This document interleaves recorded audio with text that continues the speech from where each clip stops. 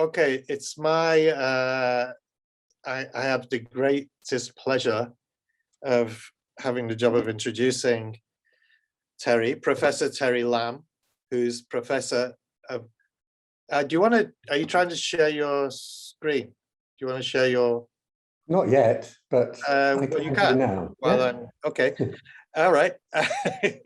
Stay there. Okay, let me introduce Professor Terry Lamb, who's Professor of Languages and Interdisciplinary Pedagogy at Westminster University in the UK. A fantastic university. I visited Terry at that university and I didn't realize it is right in the heart of one of the most multilingual cities in the world. It really is. It really is downtown.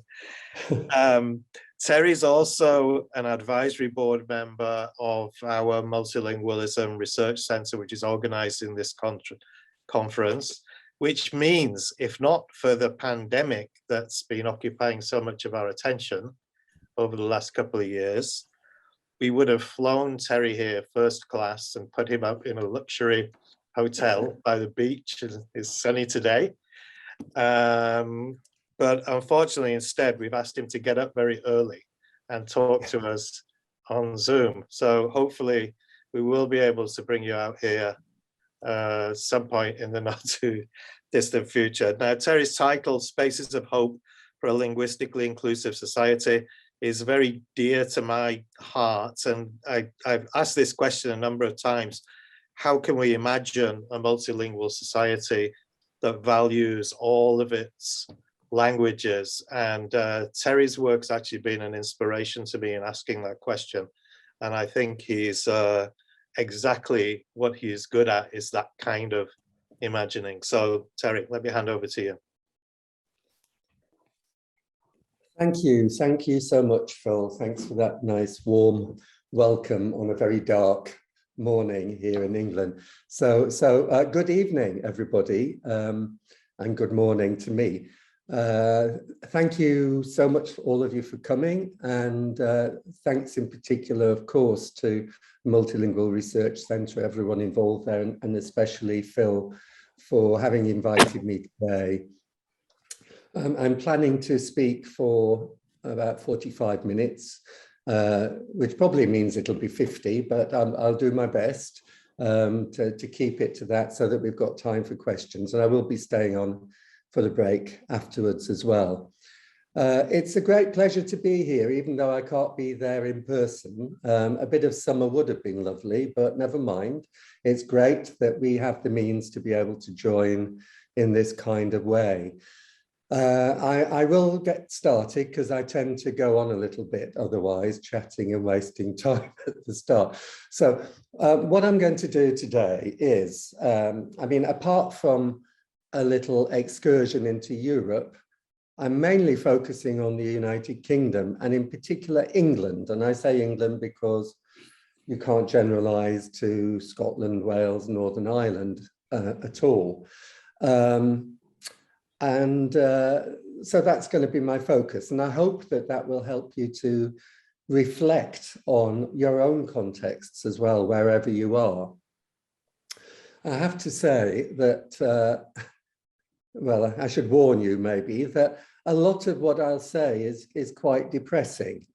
And it's also quite incomprehensible to people like me and you, who really struggle to understand how anyone could view multilingualism as a problem or something at least best ignored in the hope that it might just go away or at least keep quiet.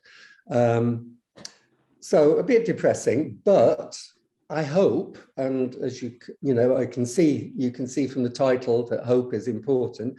I hope that overall the message is positive and that you'll end up with hope and you'll end up thinking, yes, good things are possible. So that's my intention. You can let me know at the end if I've achieved it or not. I do also want to show you, I suppose, in that hope, why after over 40 years of struggling to create environments where multilingualism can flourish in schools, in cities, wherever, in policy, national policy, I still persist. So despite the current desperate situation in England in particular, I mean, I suppose I've learned that things can always get better because things do go up and down. And I'll tell you the story of the ups and the downs as well in my talk. I also, of course, am spurred on by my work with local communities experiencing their commitment, resilience and passion. So that also spurs me on. So just a brief, just a minute. Why is it not moving forward? Now it is. So I'll start with a little bit of information about multilingual London, actually, just to set the context, and then give some examples of the ways in which at least some language communities and the languages they speak suffer marginalisation and exclusion. I'll then move on to a series of shifts in policy that are in turn upliftingly positive and depressingly negative. So as that bit doesn't end very well, I thought I'd then briefly share something positive from Europe before exploring a few theoretical perspectives that lead me into those sections on spaces of hope, considering cities and community languages schools as spaces of hope. And I'll give you some examples of why I say that. And then in the end, I argue that community language schools and language communities are already playing a major role in co-creating a more linguistically inclusive society, despite all the odds, but that we need to think about how we can build on that. So that's what I'm going to do. I hope that sounds okay to you. So briefly now, a bit of context. A few things about London. So as Phil says, I work in London now, and I do sometimes live in London. I'm actually in my home in Sheffield in the north of England at the moment. There's more room and there's a garden and there's no underground trains full of maskless people. But I did teach also in London through the 1980s. I started teaching in 1979 and spent 11 years teaching in multilingual schools in London, in the Inner London Education Authority, as it was then, which was the education authority that covered the whole of London. Yeah, so that's where I really got excited about multilingualism. And as you can see from these figures, well, one thing is that the Inner London Education Authority, the ILEA, used to carry out a language survey every 2 years. And I've just given you two examples there. So from 1983, it had grown, the multilingualism, since the previous one a lot. By 1987, it had increased even more. 1987 was the last time that they did a survey, because soon after that it was disbanded by the Conservative government, because for the government it was too large, it was too powerful, it was too left-wing. It was very committed to social justice issues, anti-racism, multilingualism, etc., which Margaret Thatcher wasn't very keen on. So it was disbanded. And at the same time, these authorities used to have a lot of control over education. Education was much more localized, but at the end of the 80s, as you'll see, that was changed and things were centralized and much more controlled. There was a survey done by Baker and Eversley in 2000, which showed over 300 languages, a third of the school population. And in 2018, I found some more updated figures, 54.4% of 10 to 11-year-olds. So that just gives you a bit of a sense of how multilingual London is. Just very briefly, I mean, you can see on this map, that little bit that's highlighted is the London Borough of Barking and Dagenham, and I have a flat in Barking. over there. So, and I do a lot of work with the communities there, in particular the Albanian community, and I'll be referring to that later on. But just to show you that here that there's 49% of school children are speaking a range of languages other than English in these figures from 2015. Now, quantification of multilingualism, of course, is of course a challenge for many reasons that I won't go into, but it's also inadequate really for describing the linguistic complexities of the super diverse cities and towns.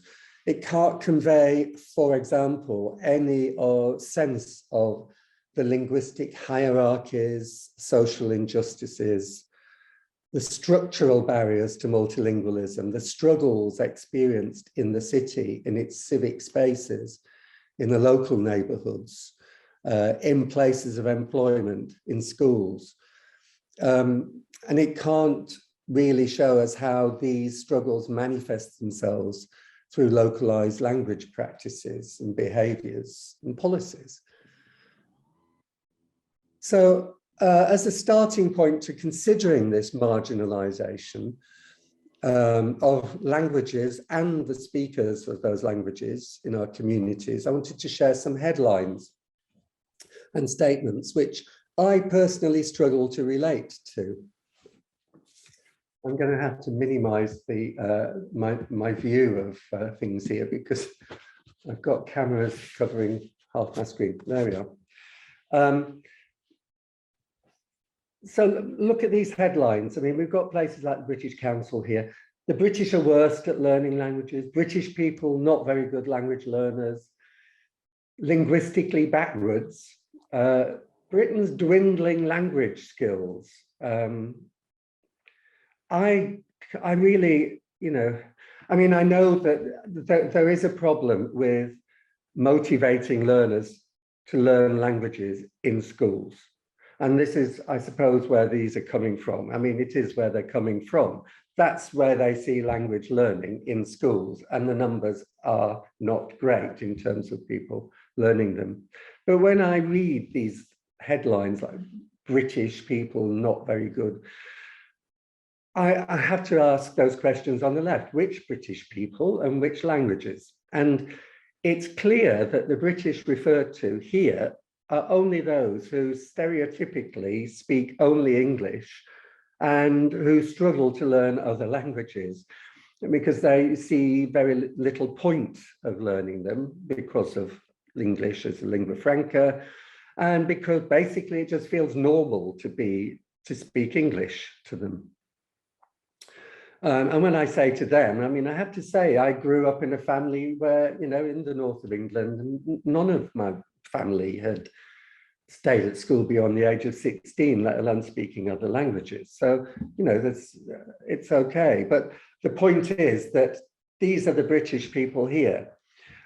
These are the British people who we need to encourage to learn other languages in school, to enhance their cultural and linguistic capital, and to contribute to the nation's economic and political needs. In contrast, the many, many plurilingual citizens of the United Kingdom who are also British just aren't acknowledged. They're ignored. They're not here. Yeah. And it just kind of makes me a bit angry. Sorry, I'll calm down. Adrian Blackledge, of course, refers to the concept of monolingualizing ideology. And this is reflected in linguistic hierarchies, for example. So there's different status that different languages are afforded. So on the one hand, you've got those languages that are considered to have a higher status, French, German, Spanish, Chinese, and they're valued sufficiently to be offered on school curricula. And on the other hand, you've got the many languages commonly heard in our Londons and other neighbourhoods, super diverse neighbourhoods. I mean, when I walk through Barking, I hear all kinds of different languages. It's like heaven to me because I'm just surrounded in this bath of languages. But, you know, those languages that we hear, they're often from Africa, from South Asia, from Eastern Europe. So languages like Somali, Bengali, Albanian. they're perceived as somehow irrelevant and even problematic. So not valued as a resource, not considered as linguistic capital on which to build, let alone being a core element of identity. And research has shown this, that these are problematized, that they're seen mainly as obstacles to learning English and to learning more generally, you know, so it's usually blamed when schools' results aren't very good, for example. And so they're excluded from formal learning spaces. And indeed, they're sometimes excluded or feel excluded from formal civic and public spaces. The speakers of these languages are often described in deficit terms. So, you know, what they're perceived not to have rather than what they do have. So, you know, they are, you know, referred to as English as additional language or speakers rather than plurilingual speakers, for example. But, you know, also terms like semilinguals you find, or they're languageless. Non-English speakers is their identity very often.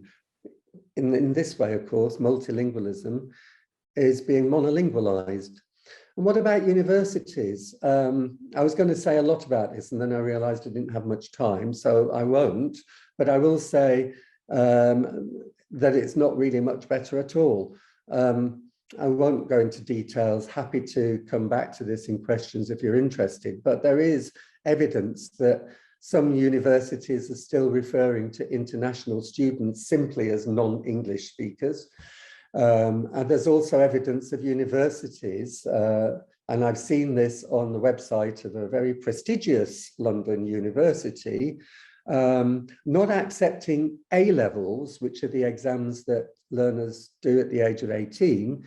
And so not accepting those as an entry qualification if they have had, quote, prior exposure to the language, strange.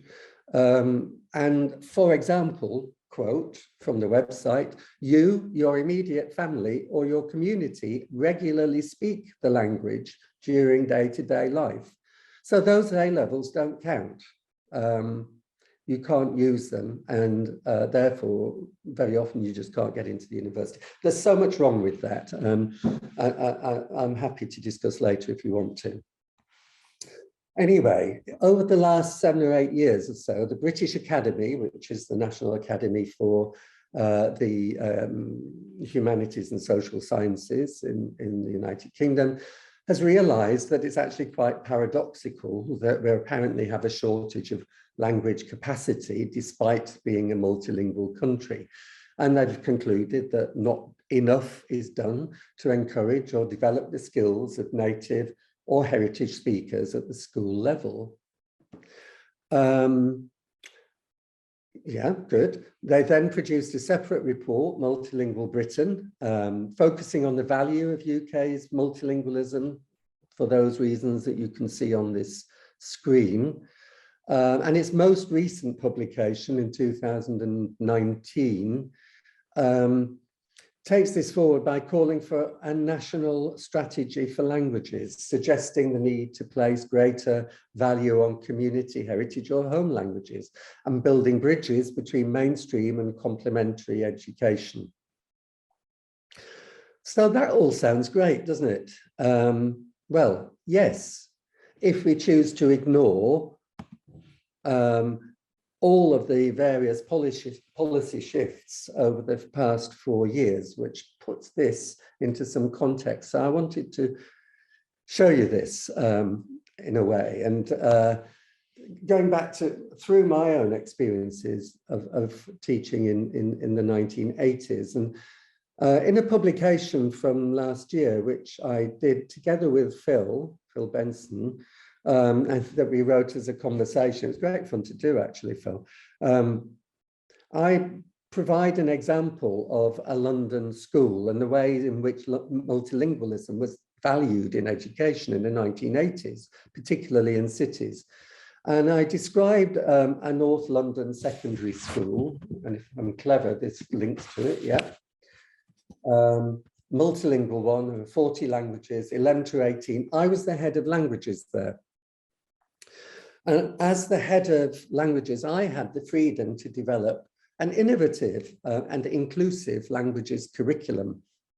I'd just finished my master's and my dissertation had been on multilingualism, and that informed what I was doing. So we had, partly because motivation to learn languages is not great in England. And I'd realized in my previous role in another school as a head of languages that, that allowing children to have tasters of languages and then choose which language they're going to study for the, up to the examination was very motivating in that school.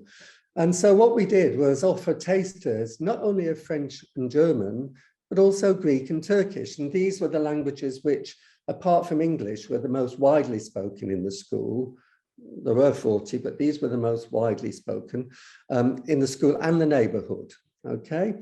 They were offered those as soon as they arrived in the school.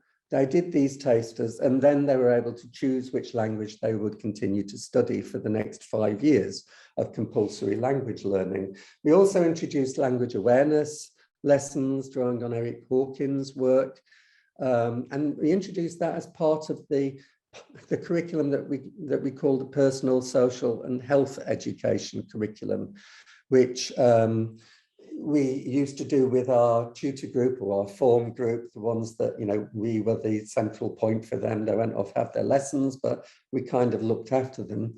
And we used to do this curriculum. And of course, that meant that this was being taught by teachers from a whole range of different subjects. And they first had to learn about multilingualism. I mean, some of them thought there was a language called Indian, for example, and they're working there in this multilingual school. So we did this, we had events, we had exhibitions, we had a multilingual maths week, organized by the head of maths, who was teaching on this PSHE course and really excited by it. And basically, it was informed, this curriculum, by the principle that everyone needs to be educated to value multilingualism if we're to develop more inclusive attitudes and approaches to linguistic diversity in society. And it's not just about, turning plurilingual learners into monolinguals by ignoring their language repertoires. This was very successful. And we did research into it. A significant number of the monolingual English speakers chose to continue with Greek or Turkish as their first foreign language. And they said it was because, their friends spoke it and they heard it all the time. Second, generally, motivation for language learning increased. So a significant number of those learners decided to do a second foreign language when they were able to a couple of years later, which was, quite remarkable. That's why I argue that multilingualism is a great benefit to everybody and it motivates everyone for language learning. And of course, as I've said, the teachers and the curriculum are also really passionate about it and started to introduce, different languages in their displays and resources. Now, I have to just conclude this bit by saying that this was all made possible by the local education authorities' commitment to supporting multilingualism. They had a special advisor for community languages. They had a centre for bilingualism, which offered all schools peripatetic teachers who could teach a range of languages. This is what's possible. We had close partnerships with the communities and the supplementary schools. I'm sorry, I keep using supplementary schools, community language schools interchangeably. We tend to call them supplementary here. Yeah, so that was, we had good partnerships. They were very visible. And we were able to offer a devolved and flexible curriculum. So that was great. We could do these kinds of things. Now, oops, going back, I think, yeah. In the 1990s, however, all of this changed because, there was the introduction of a more rigid, centralized national curriculum at the end of the 80s. And this had an official list of languages that learners could learn as their first language, foreign language, rather. And the languages, the list were all of the official languages of the European Union. Well, that wouldn't be the case nowadays, would it? They could be offered as unconditional foundation subjects for an obligatory full 5 years. Any other languages, Arabic, Turkish, Urdu, were there, but they were on a second list, and they could only be offered if the child was already studying one from the first list. And at the same time, the centralization, the loss of power of local authorities meant that funding for multilingualism disappeared. That's a damn. Okay, so I'm speeding over that because that changed again at the turn of the millennium, when following a change of government in 1997, the first ever national languages strategy, Languages for All, Languages for Life, was published in 2002. This had been stimulated by a major report by the Nuffield Foundation, which is a very influential organization. And amongst its recommendations, made a greater case for supporting community languages in mainstream education. And as you can see, they argued that the multilingual talents of UK citizens are under-recognised, underused, and all too often viewed with suspicion. This is 20 years ago. So building on this research, the government set up a national languages steering group, chaired by the Minister for Education, to develop a national languages strategy. And it had representation from all kinds of people. I was invited to sit on that steering group to represent language teachers because at the time I was the president of the National Association for Language Learning. It was very wide-ranging. It was really aimed at encouraging language learning more generally, but there were also particular interventions that reflected this desire to promote teaching and accreditation of community languages. And over the following 8 years, huge amounts of funding were spent on this. There was profile raising of language learning, including multilingualism. There was a government minister with a languages portfolio. We had the first ever national director for languages appointed. We had accreditation in a wide range of languages, asset languages, 25 languages, the first ever accreditation in Somali and Yoruba, with support materials from primary to adult, school to work contexts, beginner to undergraduate levels. The Our Languages project stimulated partnerships between mainstream and supplementary schools. I was personally involved in the World Languages project, which was funded £500,000 in 2009 to find out ways in which we could develop a government strategy. It was aimed at developing a government strategy to enable more languages to be taught in schools, including community languages, and to ensure that there was qualified teacher status possible.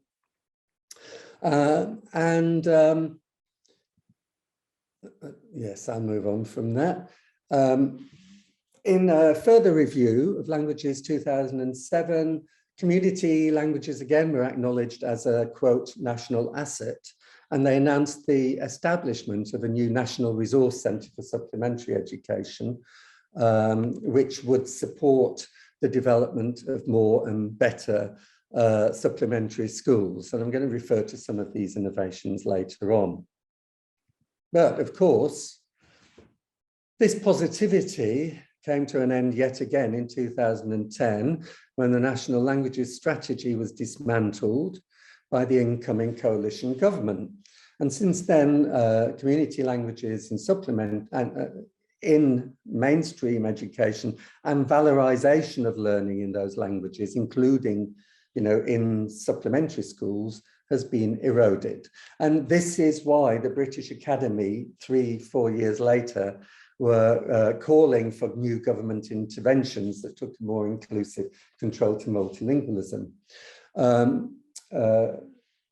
A more inclusive approach to multilingualism. So, this is where they were coming from. And this is why I say, yes, it's good news, but, we have had a national language strategy, they're calling for one. So this is all quite depressing, but, we can't give up. It's all too important. There are a couple of lessons I've learned from all of this change that I continue to learn, that, things can change, and we've had lots of examples of very positive interventions and policies, lots of hope, but also that we can't rely on top-down policy. And we also can't wait for those moments in time when policy is more conducive. So to cheer us up, I just wanted to share something else about the work I do co-coordinating the supporting multilingual classrooms, training and consultancy activities funded by the European Centre for Modern Languages, which is part of the Council of Europe, but co-funded by the European Commission, which is part of the European Union. So two international European organisations that clearly are, wanting to develop more inclusive linguistic approaches. And since 2015, we've run 52 workshops in 26 countries. Usually these are they're done by invitation of the country, which usually comes from the ministry. And we're asked to integrate it to their policies. So this has given me a lot of insight into different countries, and it's really good to see how different countries, Slovakia and Denmark, we've looked at recently, for example, are taking all of this on board. And the main aim of all of these is to encourage a shift from a monolingual habitus, that idea that, we should use one language in one place at one time. And which of course means excluding most of our learners' language repertoire from the classroom, not using them, problematizing all of that. And we work on this shift through experiential learning.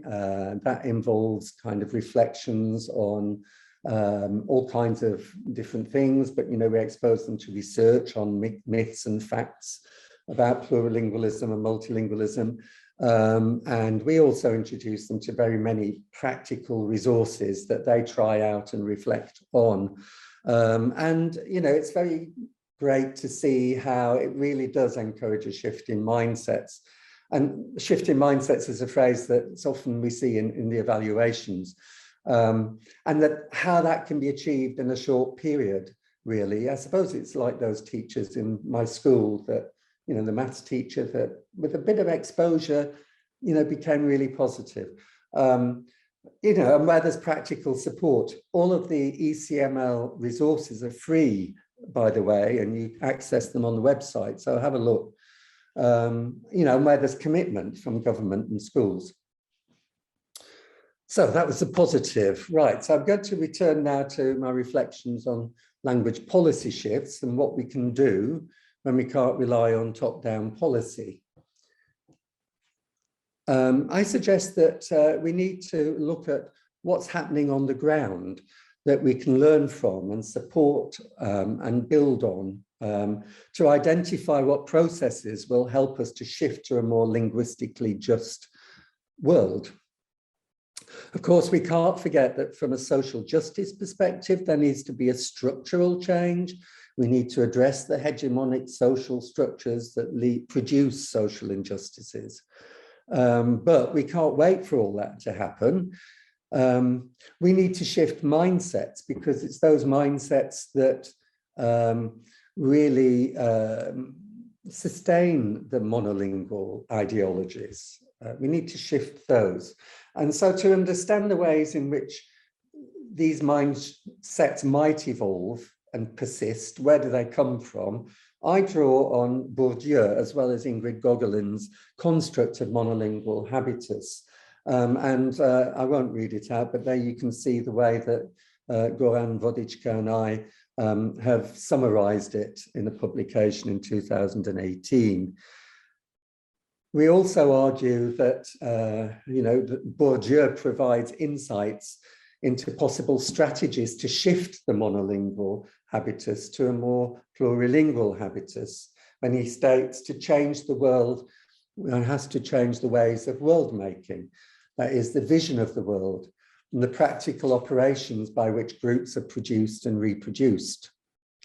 Now, that's easy, isn't it? So, but anyway, whilst acknowledging that this is no mean feat, we draw further on Bourdieu's insights to suggest that multilingual cities are spaces of hope. And we draw on Harvey's concept of spaces of hope. Harvey is a Marxist geographer. And we argue that a shift from a monolingual habitus can be made possible through changes in education and everyday experiences of everyone, both formally in education spaces and informally in public spaces, which we must valorize, make visible and normalize the presence of the languages of our communities, and etc. So that's, we need, it's about education, it's about visibility, etc. We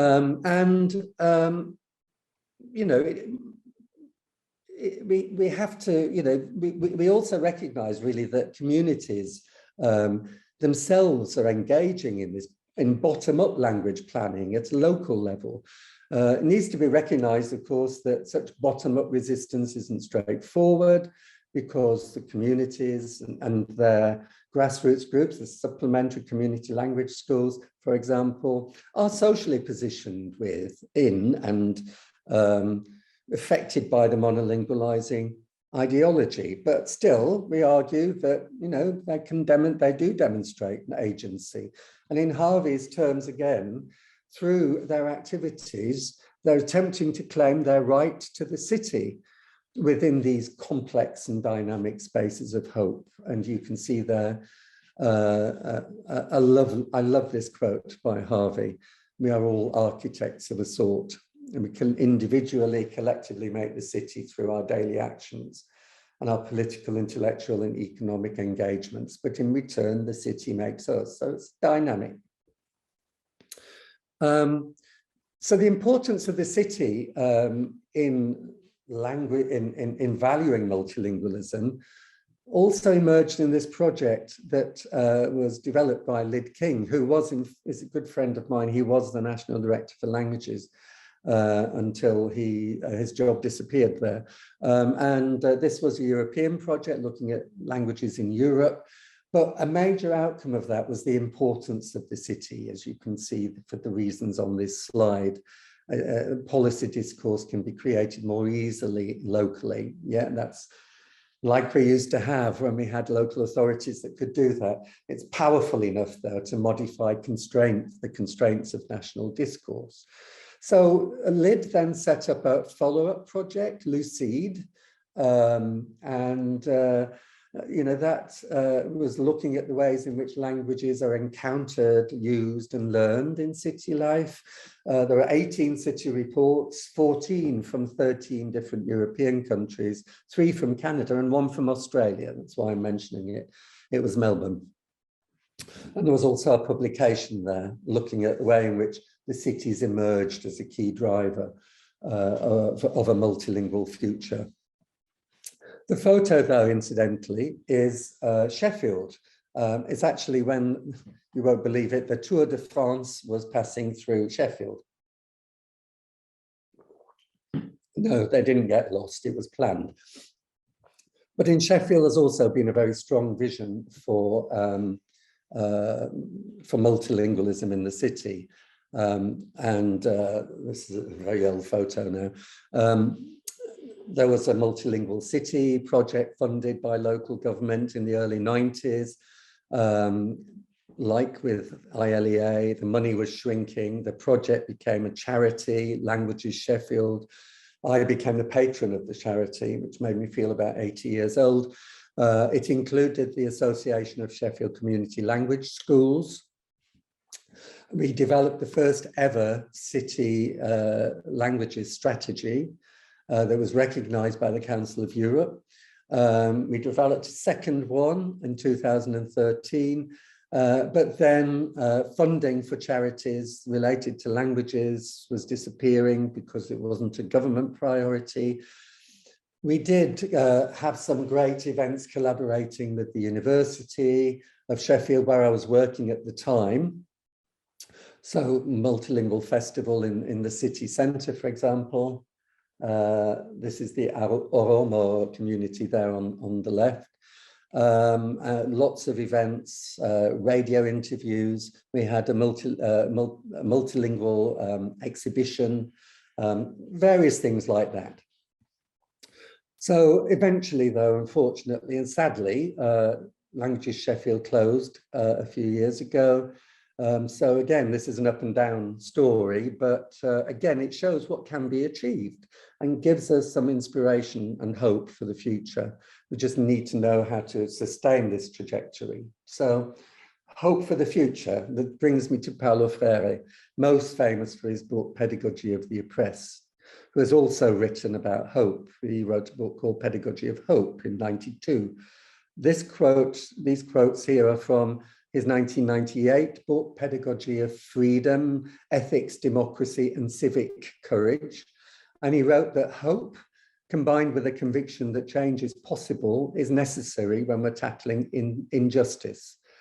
And this second quote, it looks complicated, but I'm going to use it really for the last parts of my presentation now. He argues that transformation of the world implies a dialectic between two actions: denouncing the process of dehumanization and announcing the dream of a new society. And in so doing, he's suggesting that radical transformation of society requires not only activism or rebellion, to use his language, from the disenfranchised, as he calls them, but also grassroots education. So I want to think in my final sections about these two actions and what evidence leads me to see community language schools as spaces of hope, able to claim their right to the city, influencing more inclusive policy development, maintaining their languages and cultures, creating shared spaces, which would help to shift mindsets.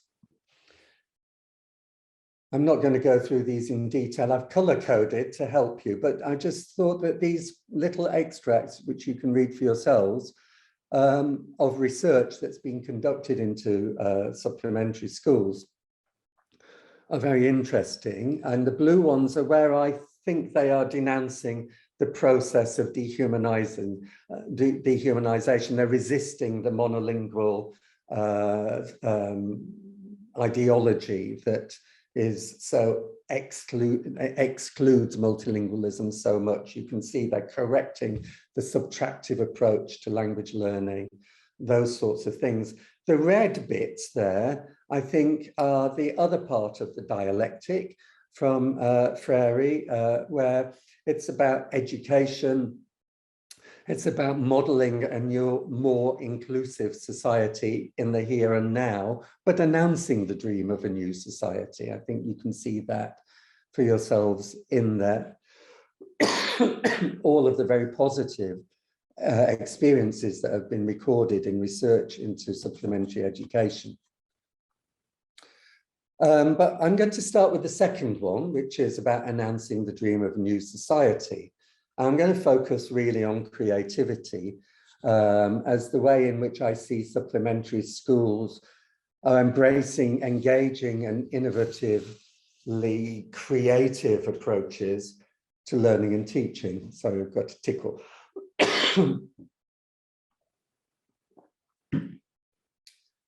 Last year I was asked to speak in Denmark.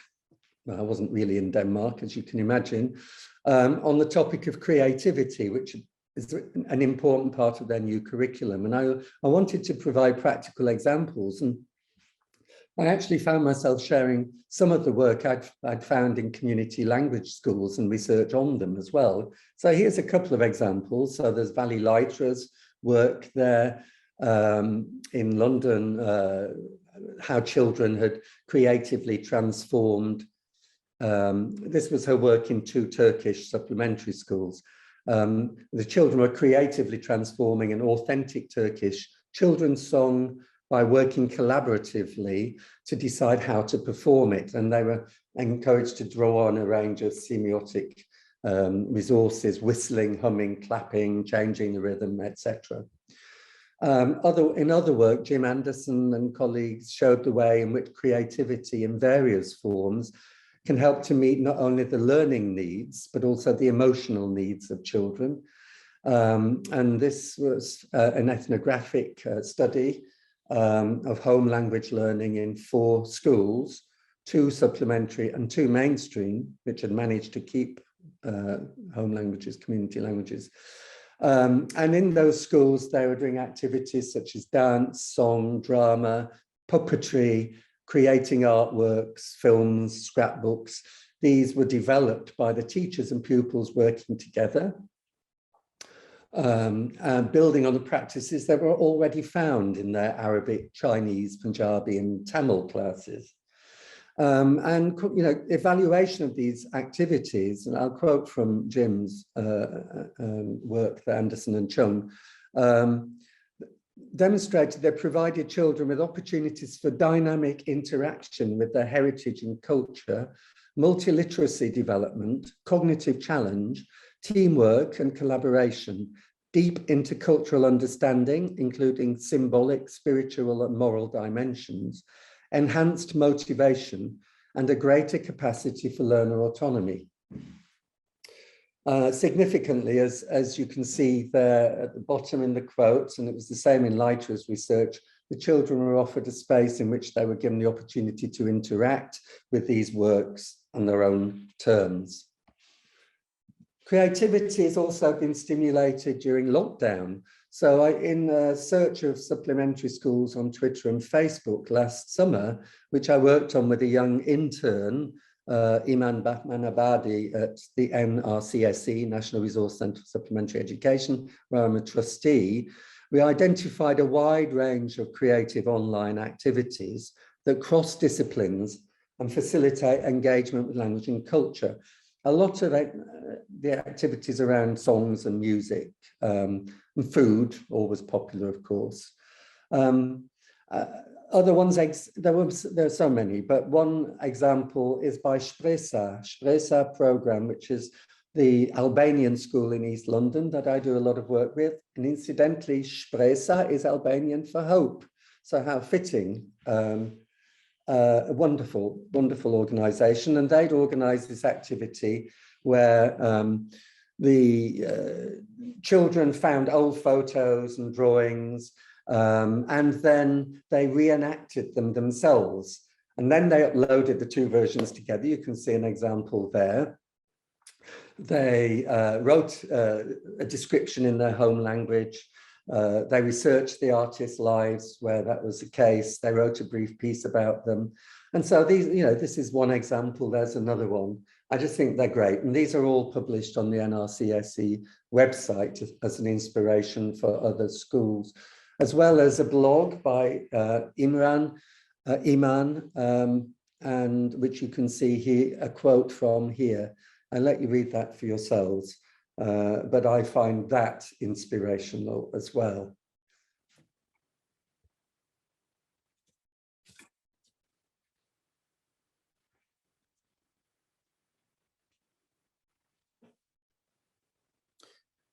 I love this idea that he was raised by his supplementary school.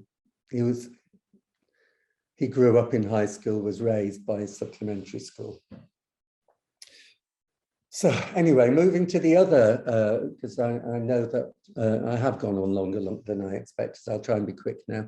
The other aspect of the dialectic proposed by Freire is the need to denounce the process of dehumanization, which produces oppression and injustice.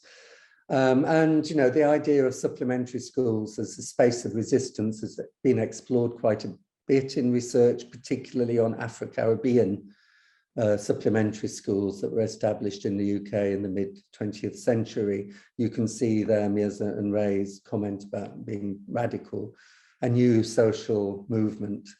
And from a Gramscian perspective, these schools are engaged in what he calls a war of position.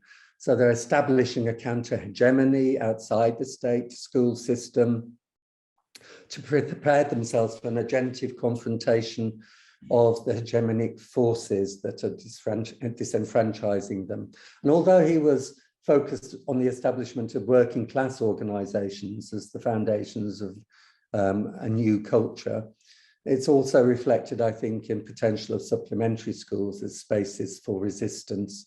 I won't go into the detail, but you can see, you know, the constraints they face about funding, where to meet, the lack of accreditation now.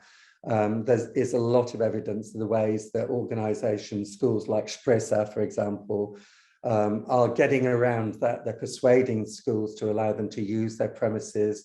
They're taking the case to the House of Lords for a qualification. All of those things, they really are, you know, really trying to contribute, you know, to challenge this monolingualizing ideology.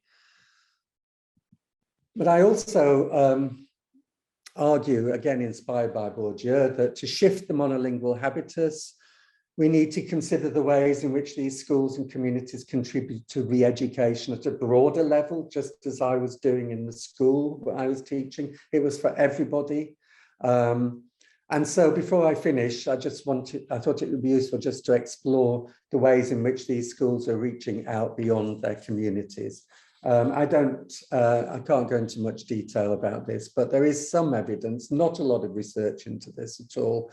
I mean, my experience of, for example, the research on the World Languages Project that I've mentioned earlier, before it was concluded halfway through, we had managed to do some research, including 8 case studies of schools that were already offering a range of languages on their curriculum. And what we found that was common to a lot of, to most of those actually, was their links with local communities, just like my school in London had been. And one example was a collaboration between a primary school in Sheffield and the Sheffield Somali Supplementary School, which had been using the school for its own classes, but which also had really promoted Somali language in the school. And it really led to Somali being taught by a bilingual Somali English teaching assistant together with the class teacher to all year 7 pupils for a whole year. And they produced resources, interactive multimedia learning, collaboratively, a multicolored puppet monster called Bahal, story sacks for parents to use with their children at home. And basically by reaching out to the primary school, the Somali school had managed to influence the experience and environment of school as a whole, including the mainstream teachers. Somali language and the other languages that were also then introduced for other year groups really made sure that those languages were a normal, accepted presence in the school and considered of educational value. Unfortunately, most research describes supplementary schools as safe, but hidden spaces. They're not really, what goes on in them is not known by people in mainstream schools and by the teachers. They don't know what their children are experiencing, some of these wonderful things that they're experiencing. And I think that's really important. That's why, you know, I organised the Multilingual Festival, for example, in Sheffield city centre. So, but I think what we need to do, and this is the final bit before my short conclusion, is that we need to think about what kinds of encounters between, you know, what kind of encounters can really challenge the monolingual habitus. And, you know, we can draw on fields like such as urban studies and human geography to explore where this has been looked at. You know, some would argue that the everyday conviviality that comes from just sort of seeing people around in public spaces can contribute to the normalization of diversity. Others argue that more meaningful encounters are needed. So we need further research really on this, I think. So I've argued that the existence of a monolingual habitus in England, and England isn't unique to that, and that this contributes to fear of and suspicion towards other languages, devaluing other languages. It's discriminatory, exclusionary, dehumanizing, and it impacts on linguistic rights and educational opportunities. I acknowledge that we need to shift this. We need to work at a structural level, but that we can't wait for that. And we need to, that can't happen anyway in isolation from a personal level. And we've looked at the notion of habitus, which helps us to imagine ways in which it can be shifted through small but significant changes in everyday practices that can bring about a new normality at local and individual levels. And for this to occur, we need to find ways of re-educating beyond the language communities themselves. It's a process of decolonization. This involves a process which can potentially be triggered by ongoing exposure to new experiences, new realities, and emotional experiences that question and disorientate our deepest beliefs and assumptions. It involves engaging with difference until it's no longer different. It's just part of our lives. And this is a quote from Andreotti. And for Andreotti, the way forward is to decolonize the imagination and to pluralize the possibilities for the future by pluralizing knowledge in the present in order to enable dialogue, relationships of solidarity, and ideally the collective creation of non-hegemonic systems. My intention today was to show you a number of policies, projects, interventions, vignettes, activities that I think resonate with that quote from Andreotti and that provide hope for a more linguistically inclusive society. So I hope that you leave not depressed, but full of hope. And thank you so much. And I'm sorry I did take longer than I planned. I went a little bit off. Thank you, Terry. You went longer than you said because you had so much that was interesting to say.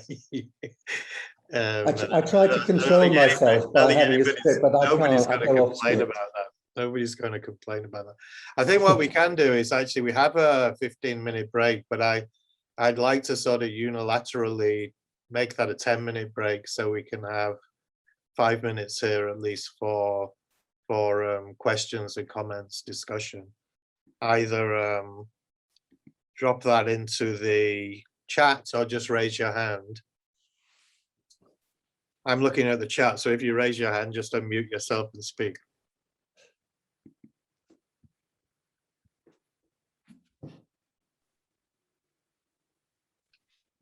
While we're looking, I think it just occurred to me that perhaps what we need to do is focus on the multilingual, well, we say monolingual mindset, don't we, here in Australia, habitus, but maybe focus a bit on the multilingual habitus, or what, do we really know what we mean by the multilingual habitus or the multilingual mindset? And I mean, to me, a lot of the examples that you've given, festivals and so on, those sorts of examples of conviviality and so on, they're kind of demonstrating what a multilingual habitus might be like. I mean, the concept of habitus to me is, although obviously it's affected by power relations, it's actually about what happens when you don't think about things. It's all of these things have influenced the way we see the world and what seems normal to us. And therefore, what I find is, and the same in the workshops I do across Europe, just focusing on these issues and questioning them actually is already the start of a shift of this mindset. And I also use the term mindset. I mean, I think I removed some references to it in there because of time, but this habitus, I think, Bourdieu does talk about how it can be shifted, and it is about, generally the world around us and the role of communities. Yeah, I think that was Michael Klein. He changed it to mindset. It was. Probably He thought, did, yes. probably Yeah, it thought we was. wouldn't And I was going to quote him as well. Yeah, you probably thought we wouldn't understand. And I was also, I'm still waiting for a question here. I was also impressed. It could be positive or negative. I agree with you very much that we need to link this into work that's kind of reimagining the city and the right to the city, and again, conviviality and visibility in cities, because certainly what's happening in Sydney, and I think the same has happened in London, is not things that are happening in architecture and construction, building and so on in Sydney are not helping, in a sense, this sort of continual production of major roads and big apartment blocks and so on. And we need to be engaged in that debate from the perspective of language. Taylor, is it? Yes, yes. Taylor, please. Yeah. Yes, thank you so much. Well, a huge thank you. So inspiring. Thank you so much. Looking for some counsel, perhaps. I'm in the Ile-de-France region of France. We have an association in Paris that does a lot of outreach. We have a week of languages in the school system now and things like that. So some positive initiatives, but on the administrative level, it's very difficult. It's very difficult for us to make inroads in terms of actual policy, getting meetings and things like that. So just wondering if you had any tips for how to kind of make some inroads and just kind of get some reception from those who are involved in the policy making. Thank you so much. Thank you. Thanks. I mean, yeah, it is an issue that I wrestled with and I've had various experiences of, I have to say, and it really depends on the political mindset, really. But what I do argue very much is that coming together through associations, and preferably associations of different languages. So I'm vice president of the Fédération Internationale des Professeurs de Langue Vivante, for example. That actually strengthens us as a body and helps us to have a voice. And this is certainly what happened with the Association for Language Learning. It used to be separate languages, and they came together in a multilingual association. And this is why we were invited to the National Languages Steering Group when things were positive. I mean, but at the moment, it's absolutely impossible to affect our government now. We can't get access to them. We can get access to the House of Lords. They're very supportive, but the actual government just closed their mind. I mean, the minister has been heard to say the door is now closed on multilingualism. Yeah, so we just can't do it. And this is why I say, we can't rely on it anyway, because it's going to change, unless you're in a country like Finland, where there's a consensus on education across parties, so it doesn't do these shifts. That's going to change. So we have to look from bottom up and how we can kind of bring people together. I'm working on developing a kind of community language group in Barking and Dagenham, because there isn't one, so they're all working. And it's great because the Albanian community is helping the new Turkish school, and then you can have a bigger voice. So, but it is a challenge, and it's just about carrying on, I think. I mean, you just have to and see that there is hope and that you can make a difference on a local level. Yeah. Thank you so much. We won't give up. Annika? Oh, hi, Terry. Hi, Thanks Annika. so much for this wonderful presentation. A lot of the things that you were talking about resonate with the Australian context very well. Unfortunately, we do have the same issues in terms of the monolingual mindset. And when we have schools basically treating language background as backgrounded and not foregrounded, we have the issue of dealing with linguistic diversity on the level of having a harmony day in a year and having multicultural food. But for example, in public schools, children are not exposed to experiential learning with languages, and they're not asked to do homework in their own languages. So I really think that what you were talking about in terms of the experiential side of learning and how the heritage language schools actually are ahead, and they are the ones which provide this rich environment. So that is the inspiring part for me. And also, I guess, the grassroots, because politicians change and governments change, and every time there is change of government, also there is potentially a lack of continuation of commitment. So I wonder how you see perhaps bringing the heritage language schools more to the foreground, and what kind of connections can we make so that they are taking a bigger role in the mainstream. Yeah.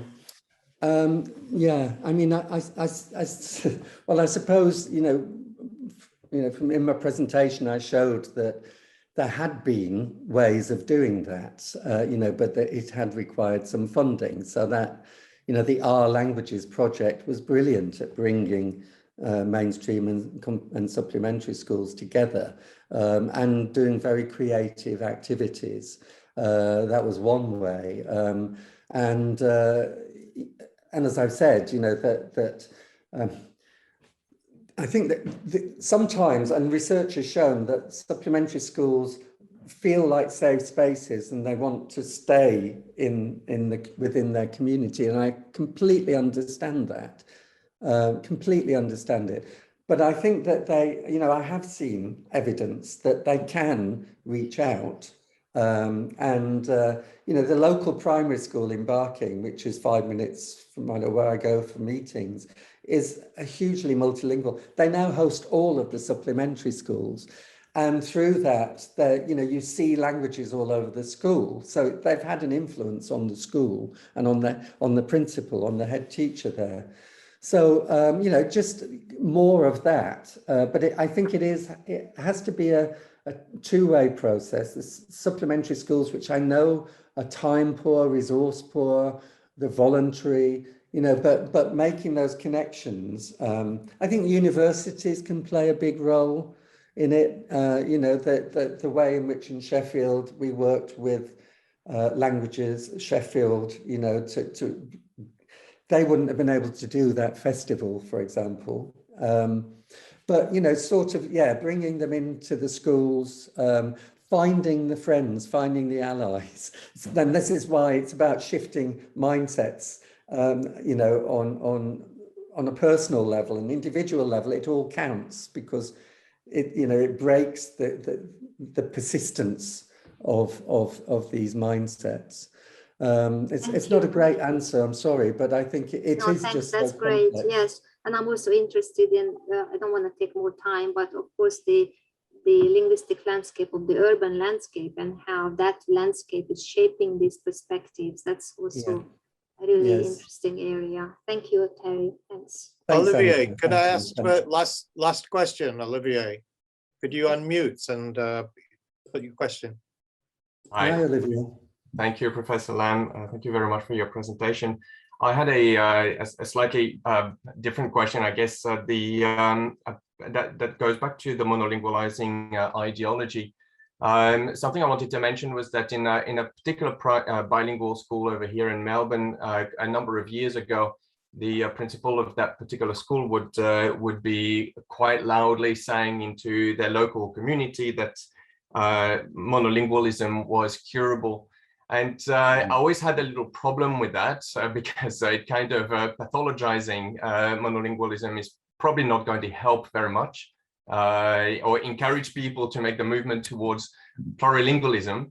But I was wondering if you had seen any perhaps other illustrations of something that an action that is meant to cause a change, but in fact perhaps works against the that particular our aim to make our society a bit more plurilingual.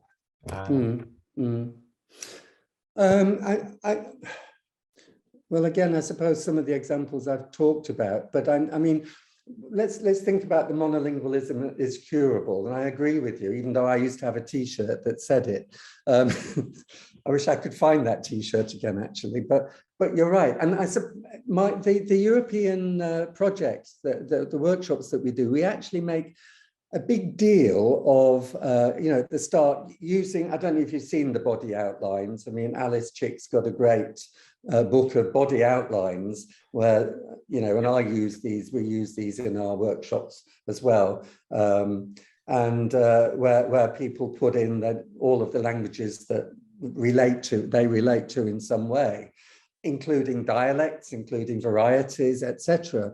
And through that, we actually make the point that everyone is plurilingual in a way. And that actually the activities that we do, which are about drawing on all of our children's learners' repertoires, and making links between the languages, can be done with the dialects as well that they bring. Yeah, and many children don't speak the language of education at home. I mean, they don't. And so actually, an inclusive multilingual classroom and paying attention to that is actually about inclusion of everybody, because it benefits those children who don't come from the backgrounds where they've been discussing history or science or whatever. Yeah, but I think in a way, what we find is that then starts to normalize plurilingualism. Because we can say everyone is plurilingual, because we all can, we use language in different ways, in different spaces, in different times, etc. So that usually, and this body activity, of course, starts to bring out emotions from participants in the workshops, when they're drawing their own and when they're sharing one another's, because it helps them to reflect on things that they wouldn't normally think. And this is what we need to do to kind of, it needs to disrupt their ways in which their assumptions continue. They need to have this shock. This is that decolonization that I mentioned towards the end. And it can be quite upsetting, but it's actually important, I think, to shift the mindset. And then what we do is we say, when we then say, oh, do you allow children to use their languages, their home languages in the school, in the classroom? Oh, no, we don't do that because, they need to learn this language and they won't if we do that.